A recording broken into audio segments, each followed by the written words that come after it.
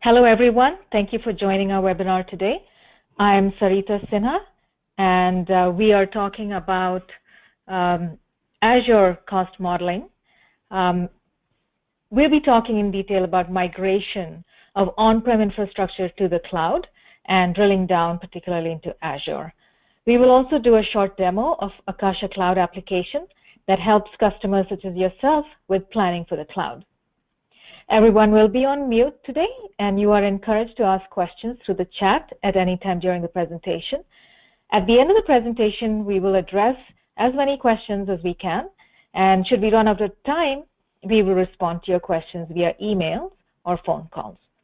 We are recording the webinar right now, and we will make the recording available to you in a few days. At this time, I'd like to invite Gautam Tokchom, the CTO of Akasia, to get the presentation started. Gautam, all yours. Thank you, Sarita. Good morning, everybody. So we've already talked about the topic of the conversation today. We're going to be addressing migration to Azure and essentially focus on as you migrate your on-prem environment to Azure, what are the elements you have to consider, what exactly would you need in Azure, and how much it would cost. That's essentially the gist of our webinar today. Right. So let me just go through a quick agenda of the webinar today. I'm going to do a presentation for about 30 minutes, and then we'll do a demo of about 10 minutes, and then Q&A of about 10 minutes. So Sarita, can you please keep track of time for me and remind me if I kind of exceed the time, right? Will do. Okay, going right along. So first and foremost, let's talk a little bit about the trends that we see in the clouds, particularly technologies and the vendor strategies. So in terms of technologies, one of the things that we see across the board is the cloud operators are focused on the enterprise. A few years ago, the cloud started with attracting the new startups, groups of departments, and so on and so forth. A lot of born in the cloud companies as well. However, today, the cloud is squarely focused on going after the enterprise. And as they go about, after the enterprise, the key elements are security, manageability, cost containment. You will see a lot of offering of dedicated and bare metal servers as well.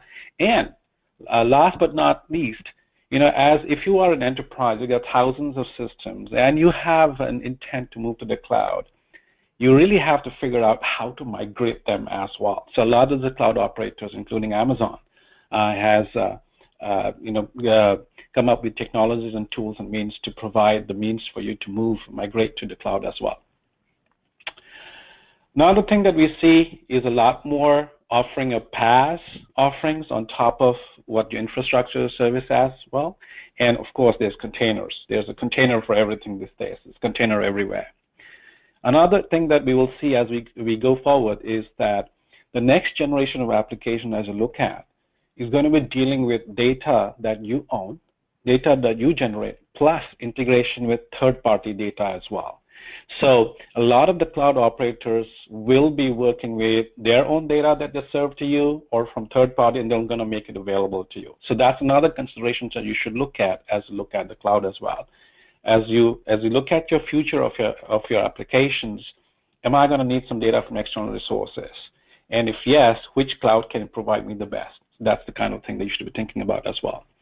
Serverless functions, this is a key element that's coming out in the cloud. Everybody has an offering in this regard. It's going to be an exciting place as we go forward in that area. Let's talk specifically about Azure, since we are here for Azure today.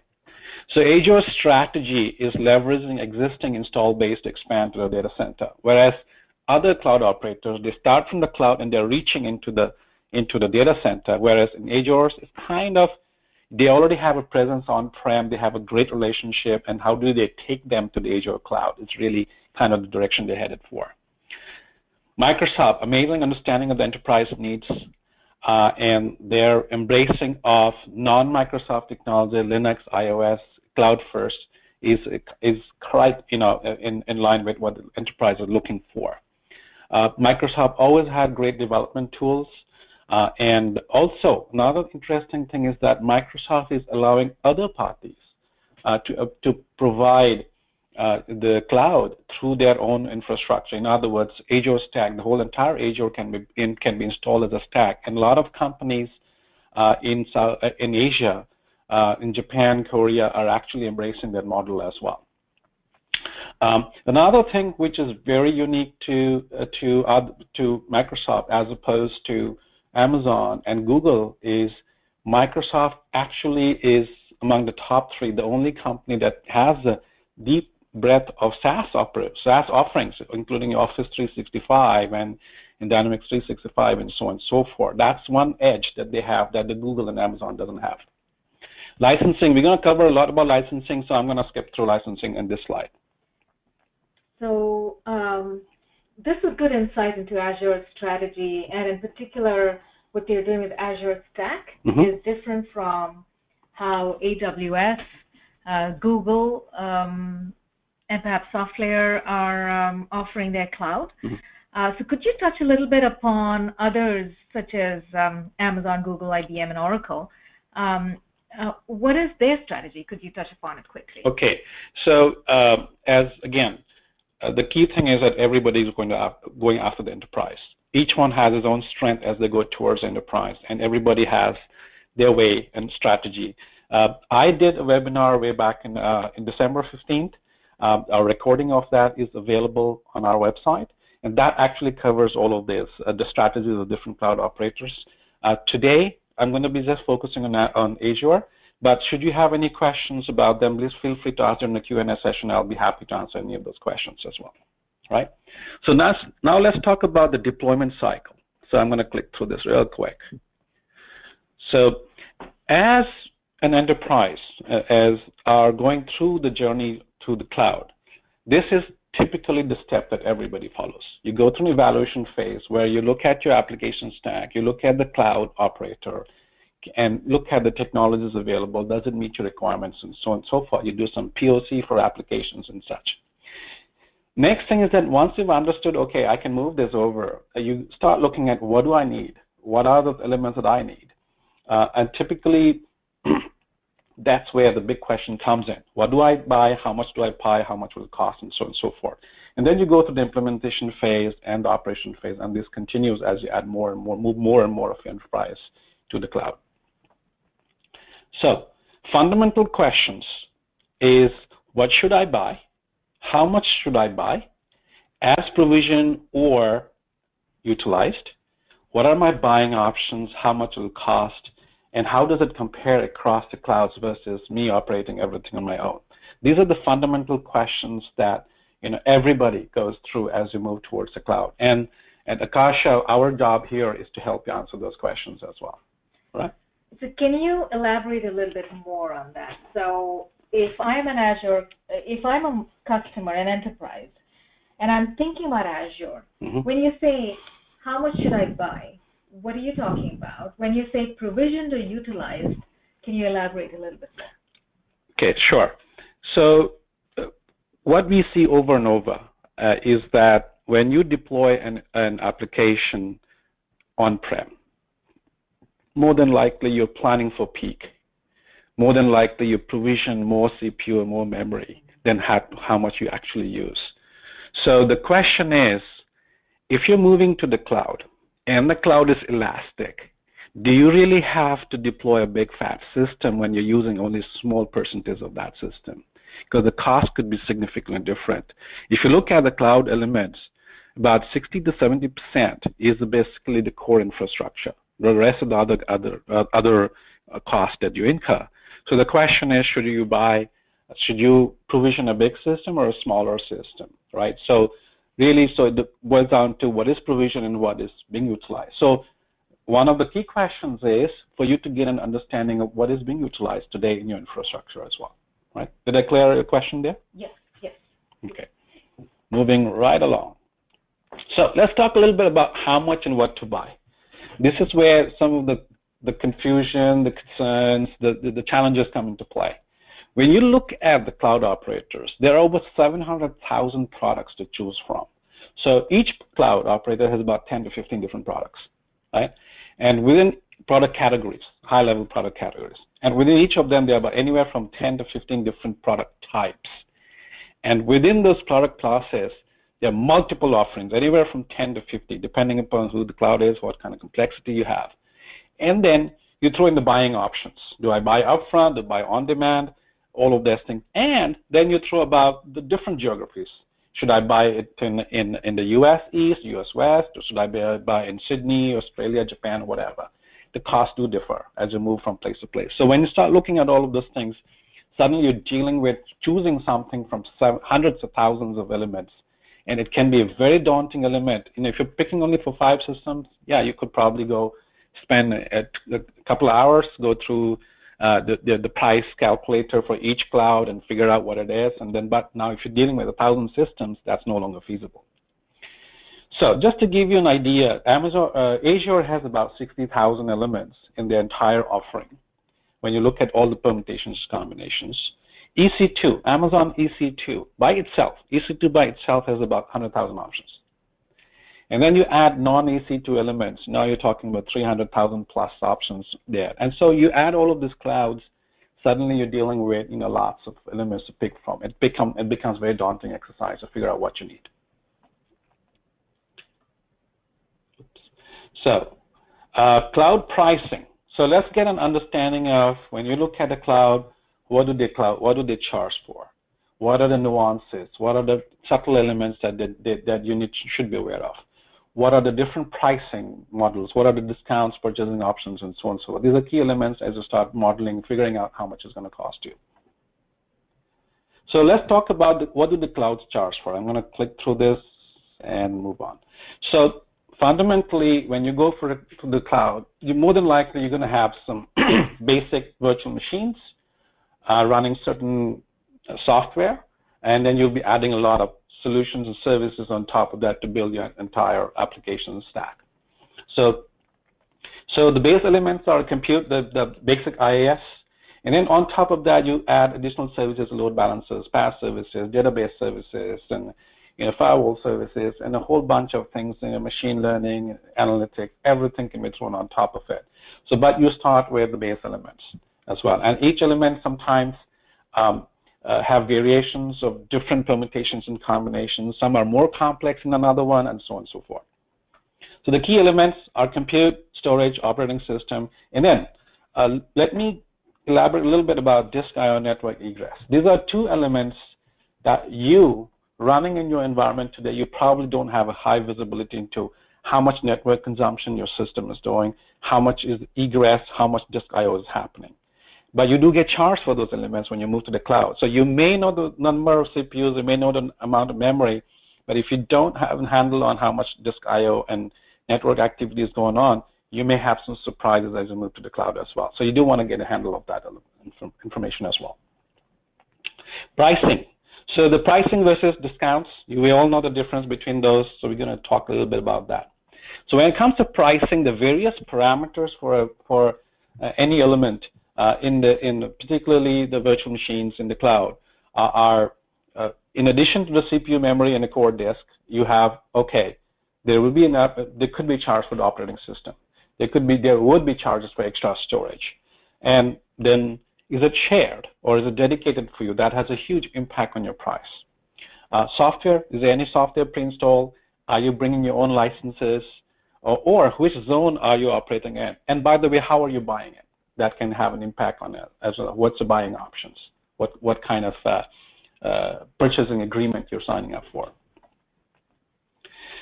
So let's talk a little bit about the different clouds and how they go about it. And Amazon, very complicated at the same time, rather basically 2 options.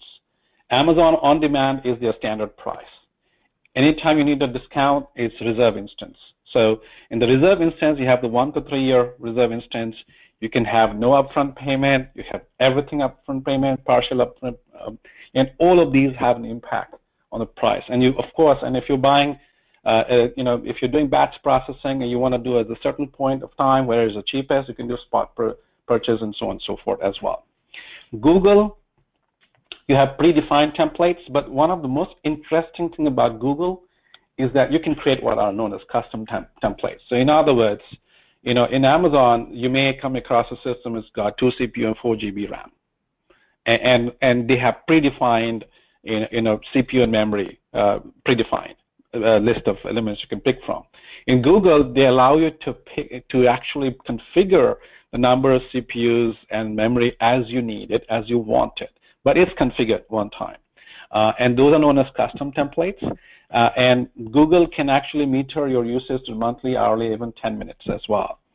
The way Google gives you a discount is what they call a sustained user discount. In other words, if you keep a virtual machine and if you run it for 10 hours, you're going to pay the next, let's say, 10 cents an hour or 50 cents an hour, whatever it is. And then if you run that same system for now 10 days in a row, then you start, you would be getting what I'll call a sustained user discounts as well. So we do, encourage you to take a look at that, how that works as well. Azure, a very interesting thing. As of February 1st, licensing model, how you buy, has been changed. I have another slide, and I'll come back to Azure on the next slide as well. IBM and Oracle, very similar approach to buying and discounting. They obviously offer enterprise agreements, and they'd rather have a simplified pricing. In IBM, you can buy list on online purchase prices as well. Both IBM and Oracle provides you can buy online as you wish. At the same time, if you do have an enterprise agreement with them, a lot of this can be carried into the enterprise agreement. One interesting thing about IBM is this. IBM is not only a provider of cloud infrastructure, but it also resells Google, Amazon, and Azure as well. So if you have leverage with IBM, and if you are a large customer of IBM's, it may be a good idea to explore the possibility of buying Amazon and Google or Azure services through IBM, and you might be able to get some additional discounts through their volume discount mechanism as well. So let's talk a little bit about Azure. So as of February 1st, there are 3 buying options for buying Azure resources. You can always buy through a cloud solution provider, in which case essentially a third party is offering Azure services to you. It's kind of a reseller agreement. You buy from a reseller. And obviously you can buy what is online subscription program. And the enterprise agreement is another option which you can get. Now, what has changed as of February 1st is that customers who used to have MPSA, Microsoft, I think, what is that? The MPSA can no longer buy Azure services through MPSA. All right. So, but if you are an existing MPSA customer and you've been buying Azure, you can continue to do so. But the word in the street is that at some point of time they're going to discontinue that as well. So you will be able to buy that today. What really makes sense is for your standard Microsoft products and the Microsoft online services as Office 365 and others, you can continue to buy with MPSA, and the online services you should buy directly from MOSP. And here's the interesting piece. I did spend quite a bit of time with the Microsoft folks about this there. What was happening was that through the MPSA program, customers could get a discount on the online Azure services. But over the last 1 year, they have reduced the price of Azure Open MOSP online. So there's really no difference between buying Azure through MPSA or online. So a better combination is just buy your MPSA for your standard products that you need, and then subscribe to MOSP for the online services. On the other hand, if you have an enterprise agreement, you can certainly use that. But here's an interesting piece about the enterprise services agreement. Enterprise agreement. It has to be a 3-year commitment. You have to have 500 devices or users minimum. And you do have to have a $12K per year Azure spend.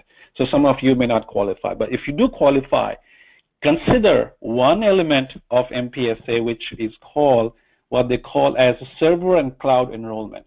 Now, this is a very interesting element because it allows you to buy a license today for use on-prem today, and that license can be carried to the cloud when you're ready to move to the cloud. And that will save you about 40% on the license of that cloud. So in other words, if you have SQL Server today, and if you were to buy SQL Server directly on the cloud today through the Microsoft Online Subscription Program, if it costs $100 today, but if you were to move your existing server license to the MSOP, that will cost you about $60 per month, right? So that's kind of what it means. But here's the catch. Here's an interesting element. If you want to do that, when you purchase your SQL Server in the first time, you do have to buy what is called Microsoft Software Assurance. In other words, maintenance agreements. And you do have to pay your maintenance fees every year, and it has to be current for that license to be able to be moved. So this is something that if you're an enterprise customer, you have an enterprise agreement with Microsoft, certainly this is something they should consider. And again, I've shared some of the things that we know, and sharing some of the things that Microsoft has told us as well, but we encourage you to talk to your Microsoft account manager to really work through the details of some of those purchasing agreements. All right, so at this point, let's talk a little bit about the best practices as a customer's journey towards the cloud, right? So we've done this over and over for the last year and a half. We've had a lot of experience working with customers, and this is sharing some of the experience with what we have had. So first and foremost, what you need is to take an inventory of what is my on-prem inventory of what do I have. And when I say what do I have, not only what do I have, but what are the configurations of what is it that I have.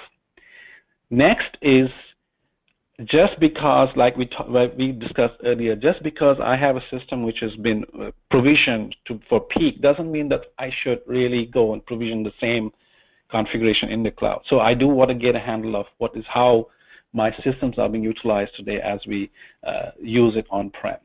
So once you've measured that, you can now get an estimate of how much is it costing me to run this infrastructure on-prem today. So that kind of gives you a model in which you can compare. Right now, a lot of the capital expenses and OpEx is kind of bundled into a 3-year purchase and everything. On the other hand, the cloud is a monthly expense. So how do you compare the two is kind of a challenge. So we have models, by the way. In Akasia, we've developed models where you can kind of take a look at you very easily calculate what's your monthly expenses on-prem as well. Once you've done that, once you've understood what you have on-prem, next would be to identify and map it to equivalents in the cloud. In other words, if you have a system with so much CPU memory and capacity and so on and so forth, what is the equivalent of that system in Azure? And again, we definitely encourage you to look at it as provision, and as utilized. Right? Maybe it's being utilized only 40% of the time. So maybe 40% utilization. So maybe you can provision get away with 70% of the capacity as opposed to 100%. So that kind of decision. And then once you understand what is needed, you get to understand how much it will cost you, right? Now, there's another element that you should also think about. Just because I have mapped my virtual machines, a set of virtual machines to set of virtual machines in the cloud doesn't mean that it's complete to run my application. I may need additional services. I may need an AD licenses. I may need load balancers. I may need firewalls. I may need other extra storage, and I may need a disaster recovery solution, backup solution, and so on and so forth. So you kind of need to take a look at what else am I going to need to run this application in production mode in the cloud.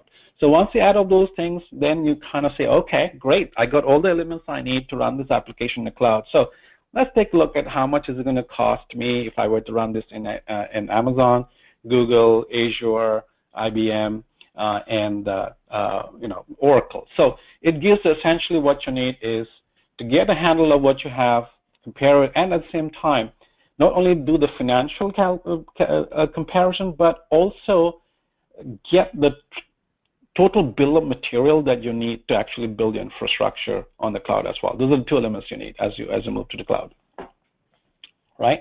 So here's a key thing: apples to apples. Every cloud has a different, Same product been offered completely different way, completely different method and everything. How do you get some sort of normalization and how much it's going to cost you across the board? And comparison is a good thing to have. And by the way, we at Akasia provides you this information.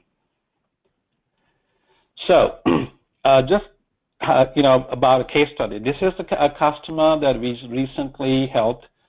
This customer is a SaaS solution provider. They have hundreds of customers. And the key interesting thing is that every customer of theirs needs a dedicated environment. So they each have to have a virtual machine, a set of virtual machines. So it cannot be shared infrastructure. So they have currently about 30 ESX servers and they have over 450 virtual machines. So they needed to move to the cloud, but before they actually move to the cloud, because they are a SaaS operations company, they had to be able to justify the cost of running this infrastructure in the cloud to the internal management, as well as come up with a pricing model to price to their customers as well. So they needed to understand what's currently costing on-prem and how much would it cost in the cloud as well. And this was something which they were struggling with. Then on top of that, they provide not only the software, but they also provide in the entire infrastructure as well. So they need to do some chargeback to the customers. How much to chargeback was another element that they didn't have a clear answer on. So they would do this, they had some spreadsheets, they did it for about 5 or 10 systems, and then they realized that the numbers that they are coming up with spreadsheets was not accurate. There were lots of challenges trying to figure out what exactly was needed, and it was taking them too much time, and anything more than 10 systems, they knew it was not feasible to do in a spreadsheet. That's when we got to have a conversation with them. We were able to get them, believe it or not, we were able to get them everything, what they needed in terms of modeling what they have on-prem and modeling it to what they're going to need, and all in less than 1 hour. Mm-hmm. Interesting. So I do recall this customer. I took his first call, and I do recall how he was quite baffled at where to begin. He had to give an answer to his management, and he didn't even know where to begin. So we first started with telling him what are the chargeable items, and then we eventually did the implementation for him. And like you said, got them in 1 hour. He had all the data he needed in a very nice PDF, and he took it away, answered all the questions his management had, and one of the things he did tell me was, "Thank you for making me look like a hero." So that was pretty cool. Right. Thank you. So at this point, I'm going to talk a little bit about Akasia, right? So as we looked at, I kind of covered about the best practices and the journey to the cloud. Essentially, we provide you to actually make your journey to the cloud much more interesting, much more pleasant, and much more easy as well. So what we do, first and foremost, we discover what you have on-prem. And we discover not only the configurations of all the elements, but we also discover the utilization, how much CPU has been used over a period of time, how much memory has been used, how much of the disk I/O activity, how much the network activity for all the systems that you have on-prem. Next, obviously, now that we know how the usage is, we can give you a what-if analysis as well. And the next element, which is really what you're looking for, is, okay, I got these on-prem, what is the equivalent I need on the cloud? And you can actually model all the elements you're going to need to run your entire application workload in the cloud. And then not only can you just model it, and you can compare it across the different clouds. And once you're done with modeling, you can actually export all of the data into we have a spreadsheet in which you can explore, and it'll give you a list of, okay, you're going to need this particular element, this particular element, this particular element. So you can feed that to whatever your purchasing element is, and you can also feed it to any of your provisioning tools that you intend to use to kind of spin up the servers as you need in the cloud as well. Right? So with that, I am going to do, now that we are just at the 30-minute mark, I'm going to switch over to a demo. And in the demo, I'm going to cover a few things. First is I'm going to talk about what we call as a collector. So essentially how our software, the Akasia technology works is this. We provide a very lightweight software piece, what we call as a collector. You would download that from our website, our SaaS platform. You can run it on any Windows system in your enterprise behind your firewall. It's a little Java application.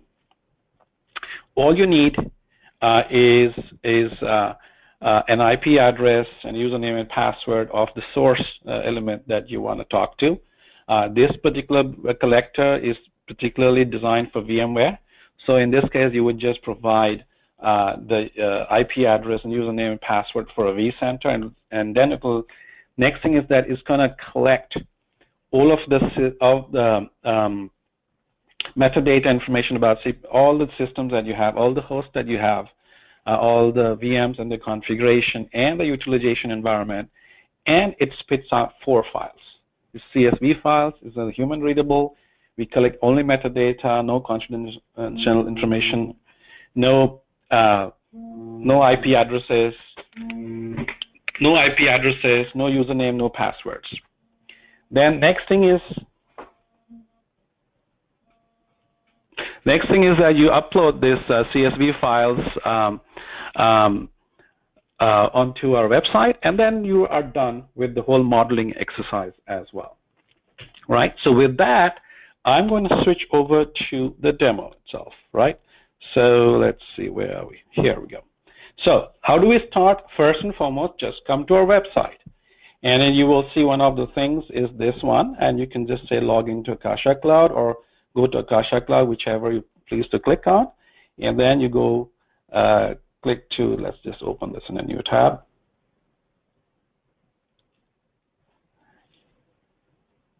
And you go here, and this is our login screen. I already have an account, so I could log in, or you could just create a brand new account. I encourage everyone to create a brand new account, and once you create this, you can log in. And so I'm going to log in to the SaaS platform. Once you log in, this is what you'll see. If you're running it for the first time, you will see only the managed source data. You will not see this, but I've been running this software for a while, and I do see some of the things that I've already done. So the first and foremost you would do is manage source data. This is really where you're telling the system that this is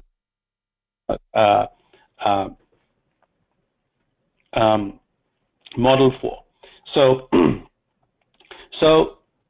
first, look at the collector. You would download the collector, and be sure to also download the remote collector user guide. It's a very simple application, but you do need to know how to do this, right? So you can download this, and you download the collector. The collector is basically just a zip file. You unzip the file, and when you start the application, this is what you will see. This is what the application is. It's going to be a username, customer name, your company name, whatever you feel like, you can add that. Here's the IP address of the vCenter. Here's the vCenter login user and username and password. And we certainly do encourage you to provide a nickname. For instance, it could be Santa Clara Data Center, vCenter 1, something on those lines. Then you click on Add, and it'll go through a few, Q&A questions. Ask you a few more questions, give you a few prompts, and at the end of the day, it's going to spit out 4 CSV files. Once that is done, you come back to this website here, and then you say ingest, and you choose a file. And in my case, I've already have these 4 files generated by my, I can just say, okay, open, and so forth. So then I give my name, my new test or whatever, and I upload. So at this time, I'm not going to upload anything new, and I'm going to just proceed to some data that I've already uploaded in the past and proceed on. Just to give you an idea, at this time, the act of downloading our collector is about maybe a minute or so. It's just 25 megabytes. The act of running that collector, it could be anywhere from a few minutes to about 10 minutes, depending upon the size of your vCenter, depending on the number of clients, VMs that you have, and so on and so forth. And the act of uploading, again, a few minutes to maybe 5-6 minutes, depending upon size. So once you're done, so in other words, in about 30 minutes, you are actually done of uploading, getting things ready, and you would just go say, we can proceed to the cloud. So in my case, I have uploaded, this is the source that you just saw, and the first and foremost, it gives you a view into what do I have in my infrastructure. So right now, looking at this one, I have 8 hosts. I have a total of 21 terabytes, of which 19 terabytes has been allocated. I have so much memory. I have 16 CPU and 72 cores. And I have a total of 109 virtual machines. So much of them are powered on. And this is very interesting information. Remember, I was talking about charges for network usage and disk I/O, so we do measure that this is what you've been doing per month as well. You can go look at details of each disk as well by looking into, and this is the high-level picture, and these are all the specific virtual machines. This is the virtual machine. It's sitting on this host. The name of the virtual ID, VM ID is this. This is the guest OS running, and what is all of the configuration, the state, and so on and so forth. You can look at all of these things as well. Next is, I want to show something about this. This is what we call as the cost. By the way, you can see that not only am I showing you the configuration of the virtual machine, but I'm also actually showing you the cost of running this virtual machine on-prem today here. Now, how do we calculate this? This is an important part. So what we have done, we have done a benchmarking cost. We collected from HP, Dell, IBM, and Cisco. We look at their systems. We kind of break them into base system and CPU memory and so on and so forth. And we do this exercise quite often. And we have what we call as a baseline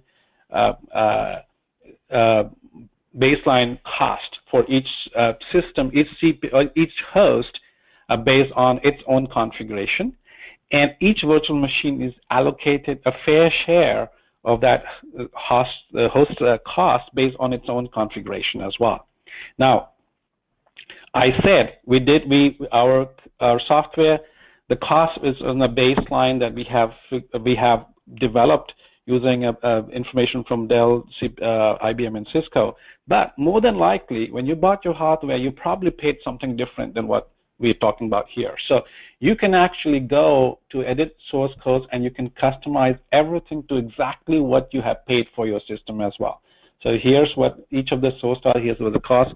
You can edit this offline, you can edit this online as well. So in other words, you can actually get a really true picture of your cost of running infrastructure on-prem. Having said that, now let's figure out what do I need in the cloud? That's the next one I need. So I'm going to pick by the host, and these are the hosts that I have. And let's say I'm just going to pick this particular host. And it has got all of these virtual machines, and I say, hey, I'm going to pick all of these, and then I'm going to add this to my modeling. So although I have about 109 virtual machines, I'm just going to be looking at currently 18 of those for now. Now, another point I want to let you know at this point of time is that two things. Till this point, everything is free for you. You can upload everything. You can start playing with this till this point. And till you click this button where it's Compare Cloud Estimates, you're not consuming any licenses of Akasia software. And you see in the virtual machines that there are some elements which is blue in color, some in black. That means the blue ones means I have in the past done some modeling for that particular cloud. I model something I can do over and over for good reasons. So when I model this one more time, I will not be consuming any more licenses. In other words, I have picked 18 virtual machines, and only 11 of them are new, and I'll be charged licenses for those, but not for the rest in 7 or 8 elements. So in other words, Akasia lets you model a VM once you paid for it any number of times. Right. And the blue ones are for which licenses have already been consumed, and now you can model them any number of times for different clouds. Mm-hmm. Whereas the black ones are new, they haven't been run through the modeling engine. So when you do the modeling here, you will be charged for those 11 black colored VMs. Right. Okay. So moving right along, the moment this is when our analytics engine kicks in, it starts doing a comparison of what's on-prem and what's equivalent on the cloud as well. So right off the bat, it gives you a high-level picture of all the 18 VMs. On-prem is costing me about $2,500 right now. And on Amazon On Demand, it would cost me about $1,963 for the basic. This is so far is just the basic VMs only, and so on and so forth. So this is the high-level picture of everything. You can look at compute, you can look at storage, you can look at network, and so on and so forth. Now, each one of these, again, you can see a little more details for each one of these as you go further down. Now, let me home into Azure because that's something of interest today. That's what we're talking about. So for those 18 virtual machines, to run that in Azure, it's going to be costing me about $352.60 for networking activities, because there was quite a bit of network egress activity that was going on. And there is significant disk I/O as well, so not significant, but enough to that. It goes beyond, by the way, for disk I/O, there's always a threshold. Till that threshold, you don't pay anything, but you have enough more than that, you start paying. So in this case, you pass the threshold that you'll be paying about $6 per month. Now, I just want to make a point here that the collector that we talked about earlier, the free collector that you can download, that is the collector that picked the network activity and I/O activity on the on-prem VM. Mm-hmm. And based off of that activity, this is the cost estimate in Azure, correct? Right. Yeah.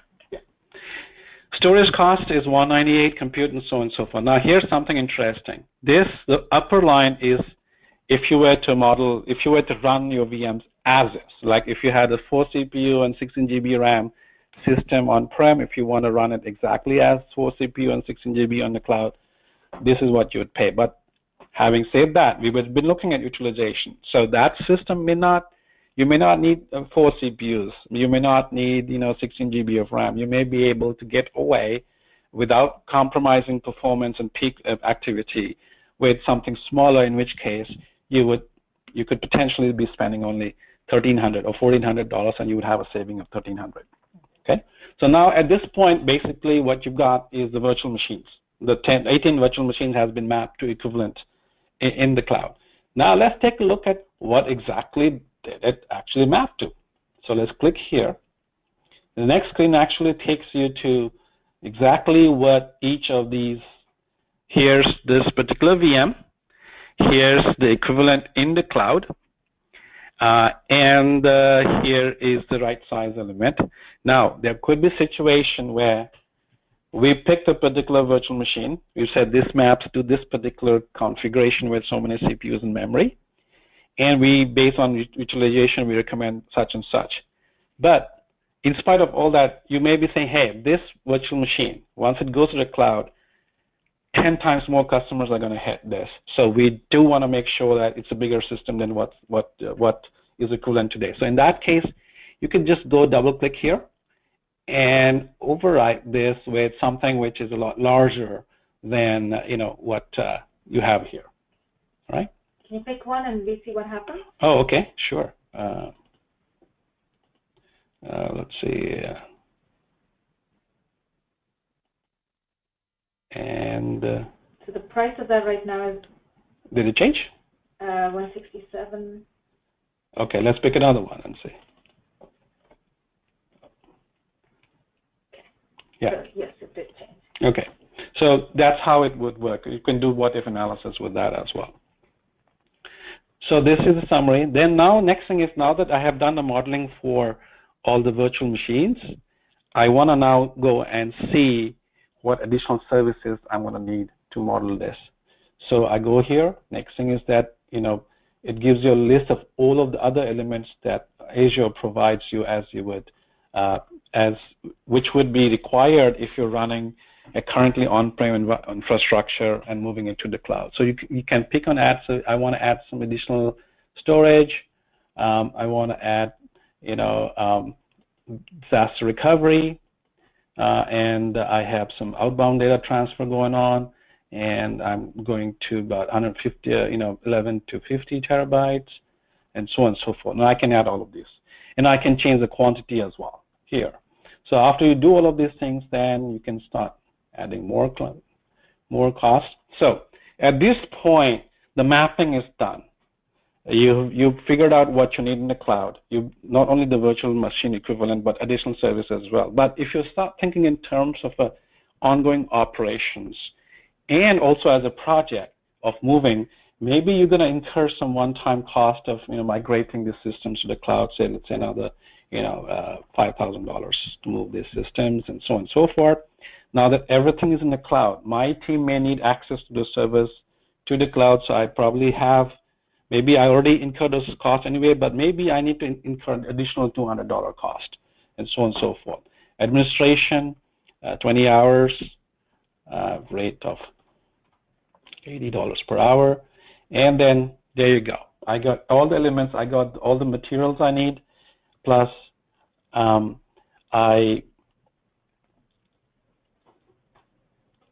got all the material I need. I also have incurred. So what is the one-time migration cost? And I also want ongoing operation network and administration cost as well. All kind of factored into this. And then that's it. Then it generates my final report. It'll give me a list of everything that I need. It gives a comparison of a total capex and opex for what I have. These are, again, a summary of what exactly I have here, how much 18 VMs, so many, this is what I'm planning to move. These are the list of virtual machines. And this is what's my total cost is going to be. This includes everything else in addition to the other advanced services and total monthly cost, in addition to the compute cost and everything that I had in the past. And these are the VM configurations that I have. This is the cost of each one of those I picked. And these are the additional services I picked. These are the one-time costs that I would incur. And this really is the, the right size versus, this is the final number that, that you incur to run those 18 machines in the cloud, the estimate of that. At this point, I can save this project, and I say my new project. Save this. I can export this to a PDF file as well. And if I were to go here and look at my projects, you will see that in my new project is already here. I can look at not only a PDF version of that, I can also look at an Excel version of that. So if I want to export this to Excel, everything that we just talked about is all here in this Excel spreadsheet. Who I am, all the high-level information, and all of the details of the summary cost. This is the VMs that I'm dealing with. This is the VMs that I have mapping to the cloud. This is really what you need to feed to whatever your provisioning engine is, by hand or by some automated tool. These are the actual instance that you want. This is the cores and CPUs that you need. And this is what is as is, and this is with the right sizing as well for those same elements as well. So you can use this spreadsheet in any way you want at this point. So at this point, I'm kind of done with my demo. Any questions so far? Anything that I missed out here? Yes, actually, the questions are coming in fast and furious. So okay. Let's take a look at the questions. Okay. The first one is, do we have to run any agents on our servers? If so, for how long? How do you collect my on-prem data? All right. So first of all, we don't run anything, no agents.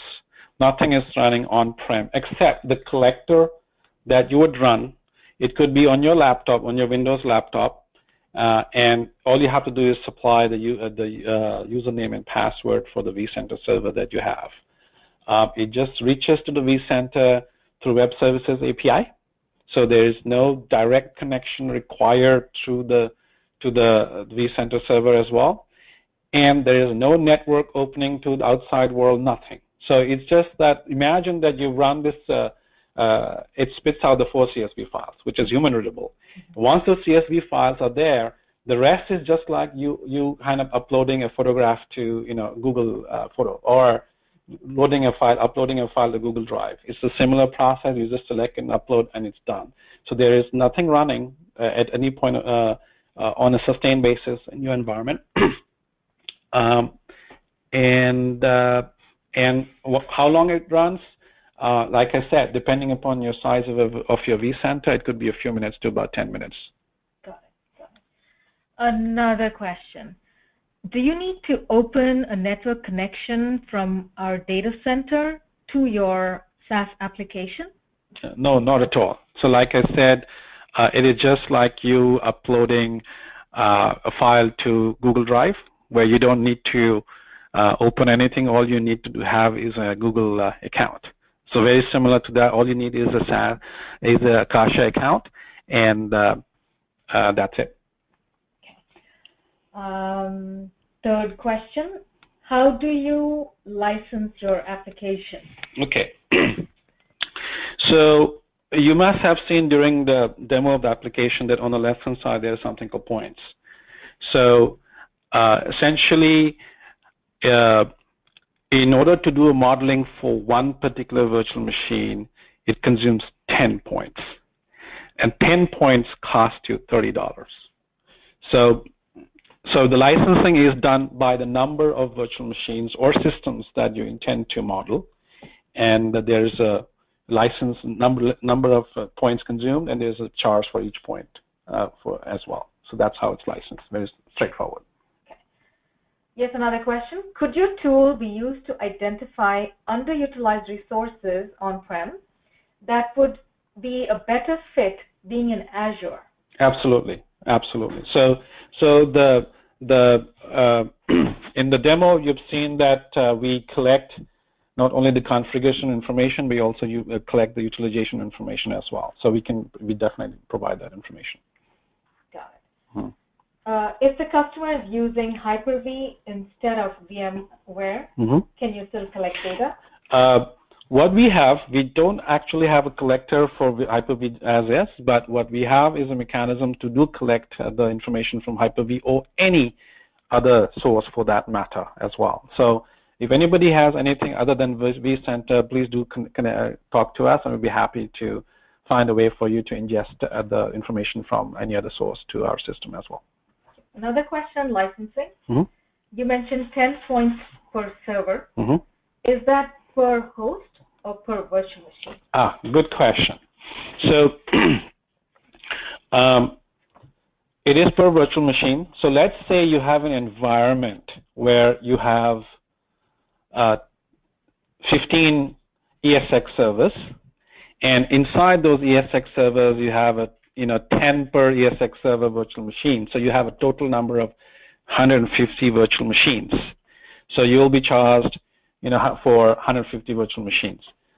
On top of those things, let's say that you have 10 other bare metal servers running Oracle and Linux and Oracle, and you want to consider those as well. As far as we're concerned, those machines are one system at a time. So for those 10 systems, all you need is 10 licenses. 10, they'll be treated as 10 systems. Okay, fantastic. Yeah. Okay, I think we are close to running out of time, and also we've answered all the questions. There is a special offer for all of you attending the webinar. Thank you so much for taking time out of your busy day to sit with us and participate in our conversations here. We will be sending a link to this recording, and hope you will be in touch. Thank you very much. Thank you, Gautam, for presenting. Thank you. And if anybody has any other questions, feel free to send me a note. My email address is right there on the screen, and I would be happy to answer any questions that I didn't get to today. Thank you very much. Have a wonderful day.